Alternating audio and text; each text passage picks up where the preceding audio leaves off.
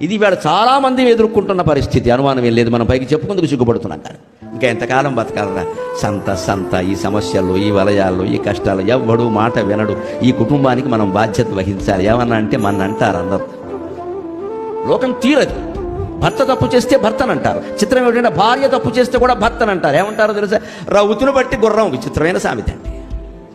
అలాగని ఈ భర్త గారు నిజంగా రౌతులా ప్రవర్తించి ఆవిడ అదుపులో పెట్టేస్తే వెంటనే మహిళా సంఘాల వాళ్ళు వచ్చేస్తారు. వీడి మీద కేసెట్టే. ఆవిడ తప్పు చూడరు. అక్కడ ఆవిడ తప్పు చూడరు.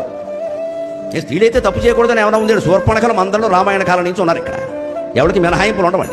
తప్పు ఒప్పు చూడాలి. కానీ స్త్రీ పురుషుల భేదం ఏంటండి? అక్కడ భేదం పనికిరాదు. గయ్యాడైన మనుషులు చాలామంది ఉన్నారు. మా సాత్వికులైన వాళ్ళు చచ్చిపోతున్నారు పడలేక. తప్పనిసరి కాపురాలు చేస్తున్నారు. ఇక్కడ వేరే అలవాట్లును తప్పులు అక్కర్లేదు. గయ్యాడతనం చాలండి సంసారం నాశనం కావడానికి. ఏదన్నా గొడవే.